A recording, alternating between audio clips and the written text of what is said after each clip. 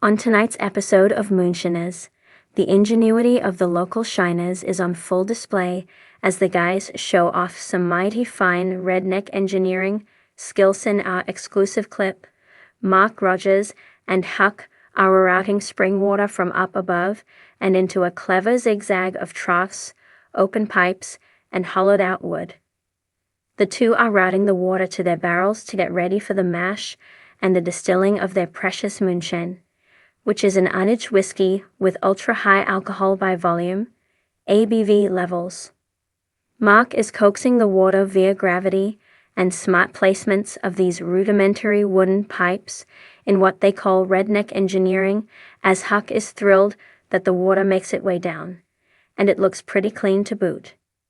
Moonshiners legend Mark Rogers grew up in a classic Huck Finn existence, learning about everything in the woods of East Tennessee. Sign up for our newsletter, get updates on the latest posts and more from monsters and critics straight to your inbox. By submitting your information, you agree to our T&Cs and privacy policy. As a young man, a local moonshine expert taught him the ways of the still, and he quickly learned the trade through hands-on experience. Cut to today. Rogers is a full-blown entrepreneur who, along with his distilling partner Digger Mains, churns out craft shine like his rye apple moonshine, which you can buy here. Rogers has his cousin Huck helping him out in the construction of the pipe system, and the two are pretty thrilled with the results. Now fans may think these guys are low-tech and not very sophisticated, but in reality, though they might need subtitles to be understood, these cats are making big bucks. Earlier this month, Monsters and Critics received a press release from the Cask Cartel announcing a big retail move that involves the cast from this Discovery series and new shine varietals for sale. We love Moonshiners on Discovery Channel as much as anyone, so this is exciting for us to be able to feature the Sugarlands Shine Legends series, commented a spokesperson from Cask Cartel. The moonshine is magnificent, and there's plenty of options to choose from. Just act fast, because this is sure to be a popular part of what we are offering, and there's no telling how long the Moonshiners moonshine will stay in stock, as some are limited edition flavors and blends. We want people to think Cask Cartel when they wonder where to buy Sugarlands Shine. Some highlights of the moonshine include Moonshiners Sugarlands Shine Jim Tom Unaged Rye Moonshine, Moonshiners Sugarlands Shine Tickles Dynamite Cinnamon Moonshine, and Moonshiners Sugarlands Shine Mark Rogers American Peach Moonshine, to name just a sample of what's available. Here is the official word from Discovery in the logline for this episode. Booted off his backwoods still site, Josh turns to his stock car racing roots to invent a whole new way of making moonshine. Old-timer JB comes to the rescue as Mark and Digger fall short on high proof run. Mark Rogers faces a close encounter with the law. Make sure to tune in tonight to see how the mash gets up and going and how long that plumbing rig will last Mark and Huck in their wooded place of business. Moonshiners exclusive. Mark and Huck make moonshine using redneck engineering at its finest in the rolling hills of Appalachia, where the air smells like pine and wood smoke. There's a quiet, hard-working community that knows how to bend the rules without breaking them too much. Hidden behind thick trees and across dirt roads that barely show up on any map, Mark and Huck have been running their moonshine operation for years. But unlike the slick operations you might see in movies or on TV, theirs is something of a legend in its own right. It's not the smooth, high-tech distilleries of Silicon Valley. No, this is moonshine done with the kind of creativity and makeshift genius that you can only call redneck engineering. Mark, a burly man in his mid-40s with a thick beard and a smile that rarely leaves his face, is the brains behind the operation. He's the one who can look at an old car engine, a few copper pipes, and a stack of scrap metal, and see the potential for a world-class still. Huck, his cousin, is the muscle, a big guy with hands like baseball mitts and a laugh that shakes the very earth beneath you. Huck's job is simple. He gets the job done. But while Mark is out there figuring out how to use an old refrigerator's compressor for cooling, Huck is manning the still and making sure no one, especially the law, gets too curious. Today, they're gearing up for a big batch. Mark has decided to try something new. An old recipe his grandpappy used to make, but with a twist. He's using corn, apples, and a little something extra. And Huck? He's ready to haul in the ingredients, get the fire going, and watch Mark work his redneck magic. The preparation before anything can happen. Mark and Huck need to gather all their ingredients and tools. The two men stand at the edge of their property, near a small barn that hides their operation from view. The sun is just beginning to rise, casting an orange hue across the trees. The air is crisp, but it's not cold enough to deter the men from their task. Huck leans against a rusted tractor, wiping his brow with a greasy rag. "You sure this is gonna work, Mark? Last time we tried something new, we nearly blew up the side of the barn." Mark just grins, tapping his temple.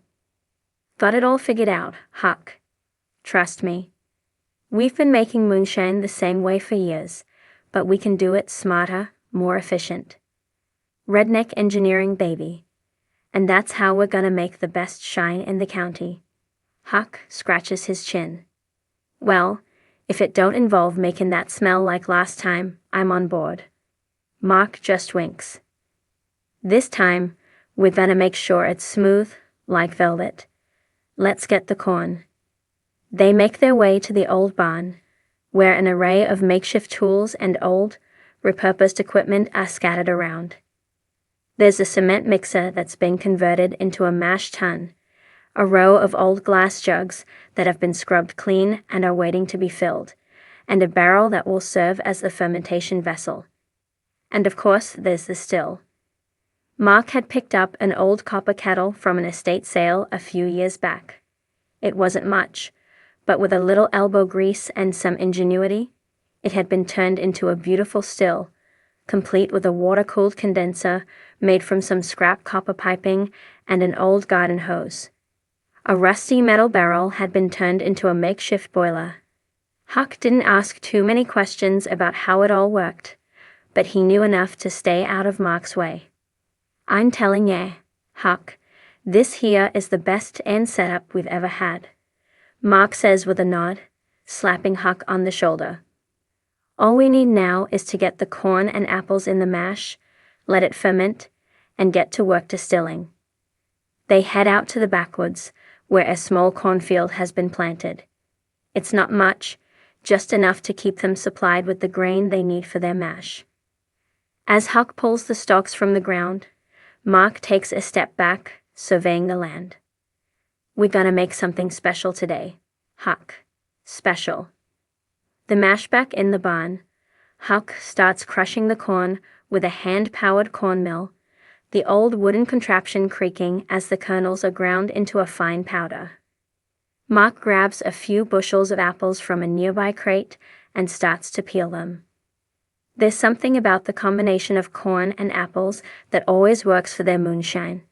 It's the balance of sweet and savory, giving the final product just the right flavor. "Now, here's the secret ingredient," Mark says, holding up a jar filled with something that looks like honey.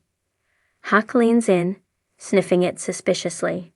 "Is that what I think it is?" "That's right," Mark says, grinning. "Maple syrup. It's not just for pancakes, Huck. It's gonna add that extra touch of sweetness. Trust me." With the corn ground and the apples chopped, they mix everything in the cement mixer, adding just the right amount of water, sugar, and of course, the maple syrup. Huck doesn't ask any questions. He just watches as Mark stirs it all together, the smell of the mash filling the air. Once everything's mixed, it's time to transfer it all into the barrel, where it will ferment for the next few days. Mark checks the temperature, making sure everything is just right. If the mash ferments too hot, it could ruin the whole batch. Too cold, and it won't ferment properly at all. Well, that's it, Huck. Time to let it sit. Huck nods, wiping his hands on his jeans. How long we gotta wait? About 3 days. We need the sugars to break down into alcohol. Then it's distilling time. The distillation 3 days later, the mash is ready. The air is thick with anticipation as the men prepare to fire up the still. The copper kettle, now gleaming in the early morning light, sits at the center of their operation. Mark and Huck are focused. Every step counts, and any mistake could mean a ruined batch or worse. Mark carefully transfers the fermented mash into the boiler. Huck starts a fire beneath it, the flames licking at the sides of the barrel. The heat begins to rise, and the process starts. The alcohol will vaporize, travel through the copper pipes, and then condense into liquid form in the condenser. The first few drips that come out of the still are known as the heads. These are the impurities, and they must be discarded. Better be careful, Huck, Mark says, watching the process closely. Those heads are dangerous. We don't want no one getting sick. Huck nods, though he's been through the process enough times to know it by heart. The two men stand together, each of them watching the still with careful eyes. As the moonshine starts to drip into the collection jar, it's clear they've done it right. It's smooth, crystal clear, and promises a strong kick. When the distillation is done, they've got gallons of fresh moonshine, with that perfect balance of sweetness from the corn and apples, plus a hint of maple syrup. The two men look at each other, satisfied with their work. Huck takes a swig from the jar, grimaces for a moment, and then grins. Damn, that's good, he says, handing the jar back to Mark. Mark grins back, proud as a peacock. Told ya. Redneck engineering at its finest. The big testy last step is always the toughest, getting the shine to the people who'll appreciate it most, and keeping the law off their tail. Huck is already packing up jars to take to their regular customers, people who know good moonshine when they taste it. Mark, however, has other plans. He's got an old friend in town who runs a speakeasy, and he's thinking this batch could land them some serious business. As they load up the truck, Huck's phone buzzes. It's a message from their cousin Earl. You boys better be careful. The law's been sniffing around. They know something's up. Mark raises an eyebrow. Well, Huck, I guess we'll have to be even smarter than usual. Time to make this delivery, redneck engineering and all. With that, Mark and Huck load up their stash, climb into the truck, and drive off into the hills. As the sun sets behind them, the faint sound of banjo music drifts through the air, a perfect soundtrack for a day of good old-fashioned moonshining. There's something about Mark and Huck's moonshine that keeps people coming back. It's not just the product, it's the way they make it, with skill, ingenuity, and a little bit of Appalachian magic. It's moonshine that's not just made with corn and apples, but with years of experience, a touch of humor, and a whole lot of heart. And as long as there's redneck engineering, there's moonshine in the hills.